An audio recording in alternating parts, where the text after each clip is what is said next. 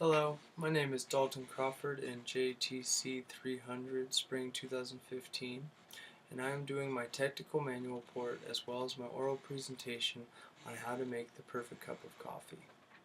The intended audience of my technical manual report as well as my presentation are focused on those who love coffee, those interested in the various ways in which one can make coffee, but also one who is simply interested in learning something new.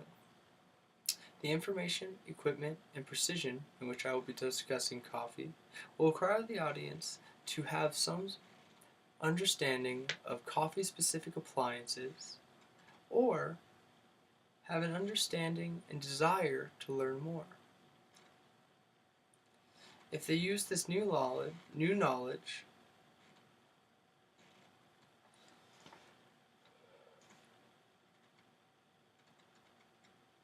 Hello, my name is Dalton Crawford in JTC 300 Spring 2015.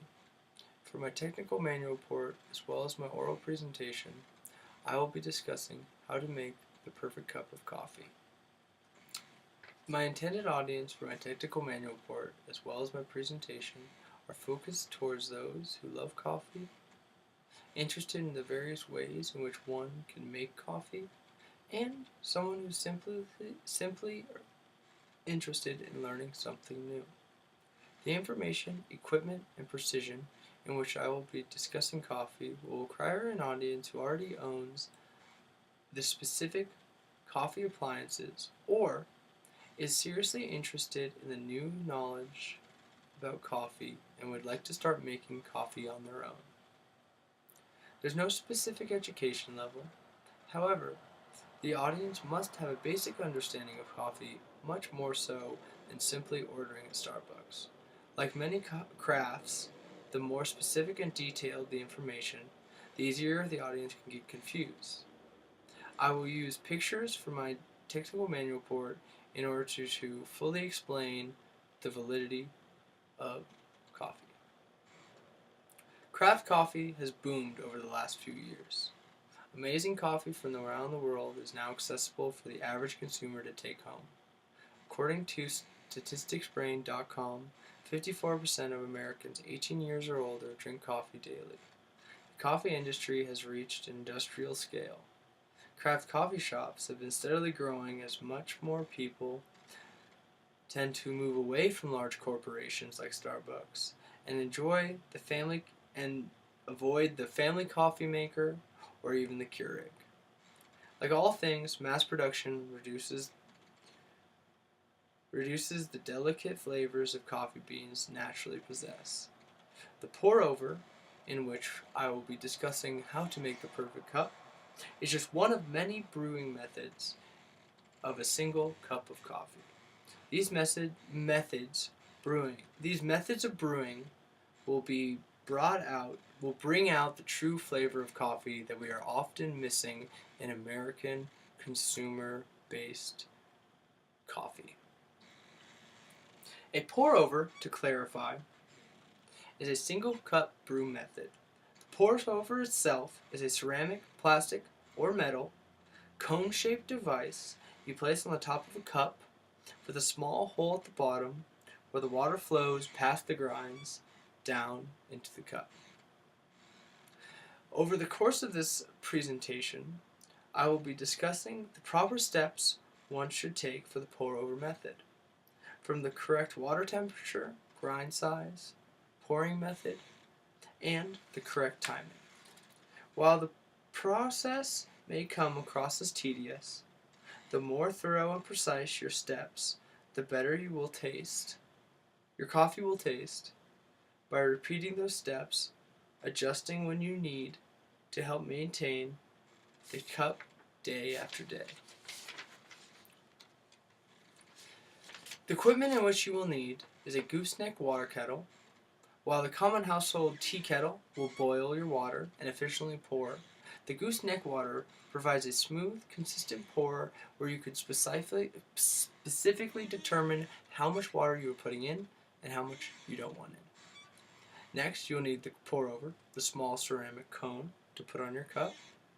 You will need a burr grinder, and a burr grinder is a grinder in which two cones are placed together and they spin across, where they actually crush the beans rather than slice them, which actually brings out more flavor.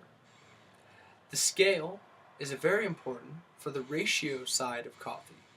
While coffee will taste like coffee for the most part, uh, adjusting the ratio tends to leave one more or less coffee flavored, while not having the right ratio may completely mess up that specific beans need for a certain ratio. Another piece of equipment that we'll need is paper filters. They're just simply paper filters that, like you buy your normal family coffee maker, and a timer. And that's simply to make sure that your coffee pouring stays on track and you know when to pour and when to stop. So now let us begin going through the steps. Step 1. Before you begin to brew coffee, you first need to bring twice as much water as you'll need to a boil.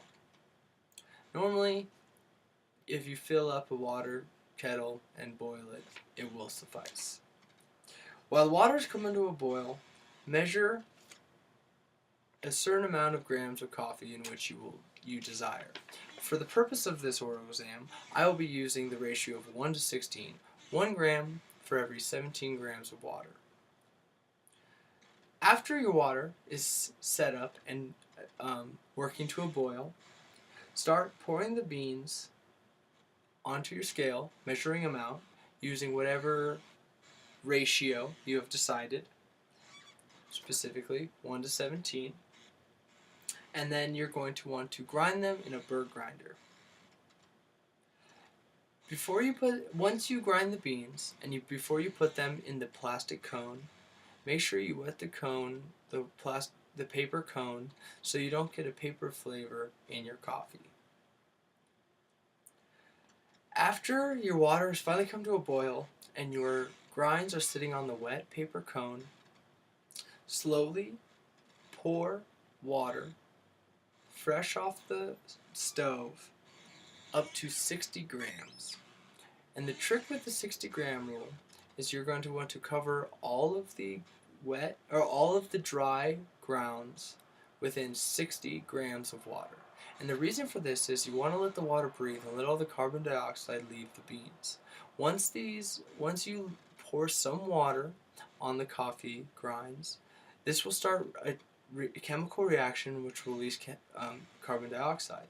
As this carbon dioxide is pushed out, the coffee remains its flavor in a more pure and human tasty form. After you've waited for 45 seconds from your initial beginning pour to your 60, you wait 45 seconds, and that's including the pour itself. After this 45 seconds has turned up, you then want to proceed in filling up the rest of your cone with as much water as you have decided upon your ratio. While these two separate pours may seem tedious, the side effects are very advantageous in taste and quality.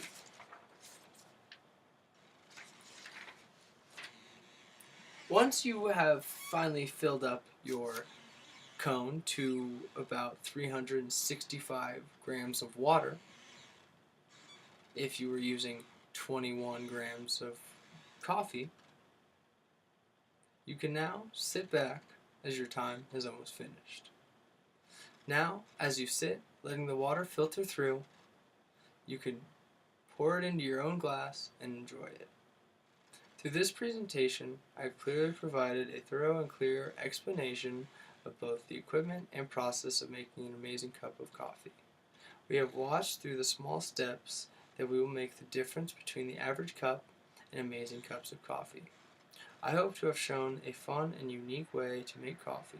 Whether you go out and make your own, or you're now aware of a pour-over at a small craft coffee shop, hopefully your new coffee beliefs will help make you enjoy it more.